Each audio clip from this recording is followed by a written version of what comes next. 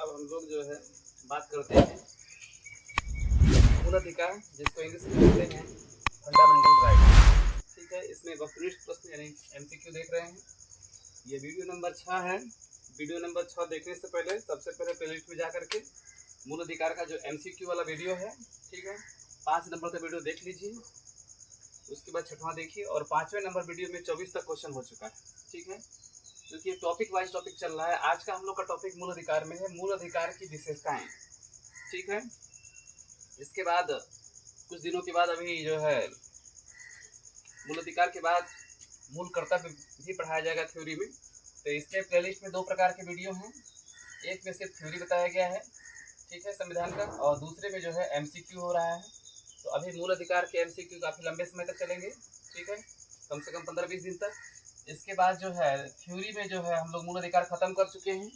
अब मूल अधिकार के बाद जो है अगला टॉपिक जो थ्योरी में शुरू होगा वो होगा मूल कर्तव्य। ठीक है, मूल कर्तव्य की वीडियो जल्द ही जो है 2-4 दिनों में आएंगे। ठीक है, तो इसके लिए सबसे पहले आप लोग जो है 2 प्रकार के फैक्टर बनाइए। एक में जो है थ्योरी लिखिए संविधान का, जिससे मूल अधिकार पढ़ाए हैं, और इसके बाद दूसरे कॉपी में ऑब्जेक्टिव क्वेश्चन लिखिए। ठीक है, और मूल अधिकार खत्म हो चुका है। अब हम लोग इसका सिर्फ ऑब्जेक्टिव क्वेश्चन ही देख रहे हैं। ठीक है, तो क्वेश्चन नंबर 25 की बात करते हैं। तो क्वेश्चन नंबर 25 कह रहा है कि मानव अधिकारों की सार्वभौम घोषणा अधिकार में सम्मिलित है। ठीक है, तो मानव अधिकार की जो सार्वभौम घोषणा है, इस अधिकार में जो है क्या क्या सम्मिलित है, इसकी बात कर रहा है। ऑप्शन ए दिया है संविधान के भाग 3 सम्मिलित है। ऑप्शन जो है बी कह रहा है संविधान के भाग 4 सम्मिलित है। ऑप्शन सी कह रहा है ए तथा बी दोनों है। ऑप्शन डी बोल रहा है कि ये सभी। ठीक है, चलिए देखते हैं।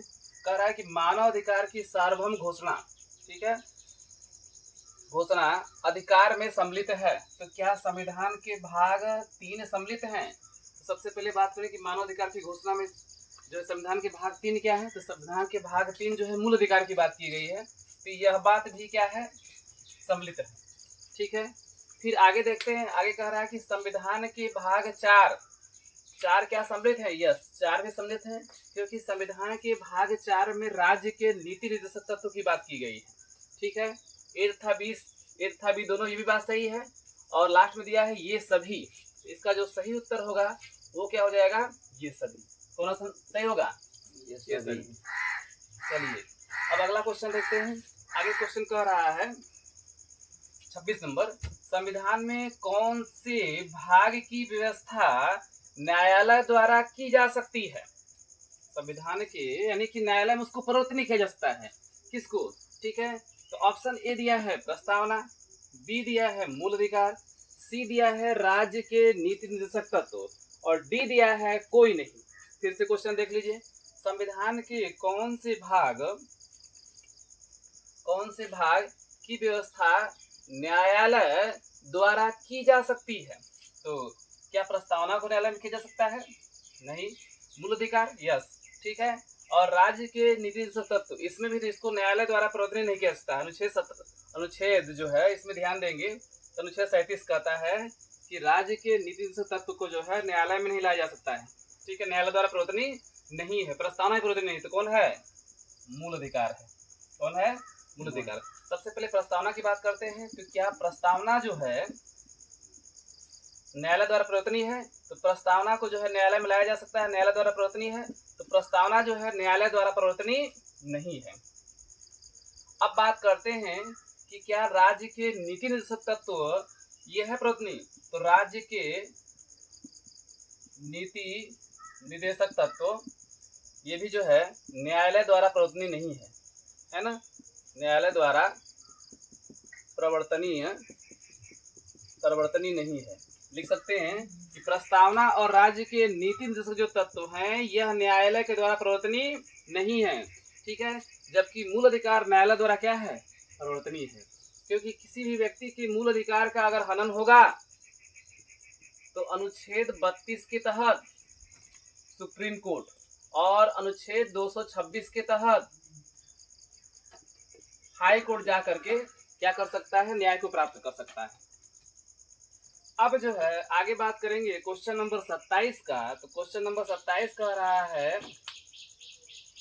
कौन से मूल अधिकार केवल भारतीय नागरिकों को प्राप्त हैं, विदेशियों को नहीं? ऐसे कौन कौन से मूल अधिकार हैं जो भारत के लोगों को तो प्राप्त है लेकिन विदेशियों को नहीं? तो ऑप्शन ए कह रहा है अनुच्छेद 19, 20, 22। ऑप्शन बी बोल रहा है अनुच्छेद 24, 28, 30, 32। ऑप्शन सी बोल रहा है अनुच्छेद 15, 16, 19, 29, 30। ऑप्शन डी कह रहा है 20 और 28। ठीक है, तो फिर से ध्यान से देखिए, इसमें कह रहा है कि कौन से जो मूल अधिकार हैं, ठीक है, जो कौन से जो मूल अधिकार हैं ये केवल भारतीय नागरिकों को प्राप्त हैं, जो विदेशी लोग हैं इनको नहीं मिलेगा। ऐसा कौन सा मूल अधिकार है जो कि केवल भारत के लोगों को मिलेगा, विदेशियों को नहीं मिलेगा? ध्यान से देखो जरा। तो पहला ऑप्शन दिया अनुच्छेद 19, 20, 22, नहीं, ये ऑप्शन सही नहीं है। दूसरा ऑप्शन देखते हैं अनुच्छेद 24, 28, 30, 32, ये भी नहीं है। तीसरा ऑप्शन दिया है अनुच्छेद 15, 16, 19, 29, 30। ठीक है, तो ये तीसरा नंबर जो सी नंबर ऑप्शन है ये सही है। अनुच्छेद 15, अनुच्छेद 16, अनुच्छेद 19, अनुच्छेद 29, अनुच्छेद 30, ये ऐसे मूल अधिकार हैं, यह मूल अधिकार सिर्फ भारत के लोगों को ही प्राप्त है। इस मूल अधिकार को जो है विदेशी लोगों को नहीं मिलेगा। तो वही बात कर रहा है कि कौन से मूल अधिकार हैं जो केवल भारतीय नागरिकों को प्राप्त है, विदेशियों को नहीं? तो 15, 16, 19, 29, 30 कौन कौन से? 15, 16, 19, 29, 30 ये सिर्फ भारतीयों को प्राप्त है। थोड़ा आवाज तेज रखें, इसलिए इसका ऑप्शन नंबर सी जो है सही हो जाएगा। ये भी गलत है, डी वाला भी। डी 20, 22, 20, 28 तो होगा नहीं। अब देखिए, अब इसमें व्याख्या देख लेते हैं। तो सबसे पहले बात करते हैं कि कौन कौन से मूल अधिकार हैं जो केवल भारतीयों को प्राप्त हैं। तो 15 प्राप्त है। अब 15 को इसमें से हटा दीजिए। इसके बाद कौन प्राप्त है? 15 के बाद 16 प्राप्त है, 16 को हटाइए। 16 के बाद 19 प्राप्त है, यहाँ से 19 को हटाइए। फिर उसके बाद क्या है? 29 प्राप्त है, 29 को हटाइए, फिर 30 को हटाइए। इसके बाद जितना बचता है इसको मिटा दीजिए। अब देखिए, इसके बाद ये जो मूल अधिकार बच रहे हैं यह जो है 14, 17, 18, 20, 21, 22, 23, 24, 25, 26, 27, 28, ठीक है, और 31 और 32, ये सभी मूल अधिकार जो है विदेशियों और भारत दोनों के लोगों को प्राप्त है, दोनों नागरिकों को। ठीक है, चाहे वो भारत के हों चाहे विदेशी हों, ये सभी लोगों को जो है मूल अधिकार क्या है, दोनों लोगों को प्राप्त है। ठीक है, इसको ध्यान से देख लीजिएगा, ये क्वेश्चन जो है वेरी वेरी इंपॉर्टेंट है। नेक्स्ट अगला क्वेश्चन देखते हैं। अगला क्वेश्चन कह रहा है कि मूल अधिकार के संबंध में कौन सा कथन सत्य है। ठीक है, तो ऑप्शन ए कह रहा है कि मूल अधिकार के हनन होने पर सीधे सुप्रीम कोर्ट जा सकते हैं। ऑप्शन बी बोल रहा है कि मूल अधिकार में संशोधन हमेशा विशेष बहुमत से होता है। ऑप्शन सी कह रहा है मूल अधिकार राष्ट्रीय आपातकाल में निलंबित हो सकता है। और ऑप्शन डी कह रहा है ए, बी तथा सी तीनों। ठीक है, तो फिर से इसको देखते हैं कि मूल अधिकार के संबंध में कौन सा कथन सत्य है। ऑप्शन ए होगा मूल अधिकार के हनन होने पर सीधे सुप्रीम कोर्ट जा सकते हैं। ठीक है, ये बात सही है। अगर हमारे फंडामेंटल राइट्स यानी मूल अधिकार का उल्लंघन होगा तो अनुच्छेद 32 के तहत सीधे कहाँ जा सकते हैं, सुप्रीम कोर्ट जा सकते हैं। ये भी बात क्या है, सही है। आगे देखते हैं, मूल अधिकार में संशोधन हमेशा विशेष बहुमत से होता है। यस, ये भी बात सही है। विशेष बहुमत के लिए क्या होता है कि संसद में उपस्थित कुल सदस्य, ठीक है, संसद में उपस्थित जो जितने सदस्य होते हैं, कुल सदस्य, उपस्थित सदस्य, कुल सदस्य का उनका कितना, 2/3 बहुमत से। विशेष बहुमत का मतलब क्या होता है, 2/3 बहुमत से यह पास होगा तो मूल अधिकार में क्या किया जाता है, संशोधन किया जाता है। ये भी बात क्या है, सही है। तीसरा कह रहा है कि मूल अधिकार राष्ट्रीय आपातकाल में निलंबित हो सकता है। क्या आपातकाल की स्थिति मूल अधिकार निलंबित हो सकता है? यस, इसमें भी हो सकता है। ऑप्शन डी दिया है ये सभी, इसलिए इसका जो सही उत्तर होगा वो हो जाएगा ऑप्शन नंबर डी, ये सभी। ठीक है, इसमें देख लेते हैं। सबसे पहले बात करते हैं कि मूल अधिकार के हनन होने पर सुप्रीम कोर्ट, यानी कि अनुच्छेद 32 के तहत अगर मूल अधिकार का उल्लंघन होता है तो सीधे हम कहाँ जा सकते हैं, सुप्रीम कोर्ट, या अनुच्छेद जो है 226 के तहत कहाँ जा सकते हैं, हाई कोर्ट जा सकते हैं।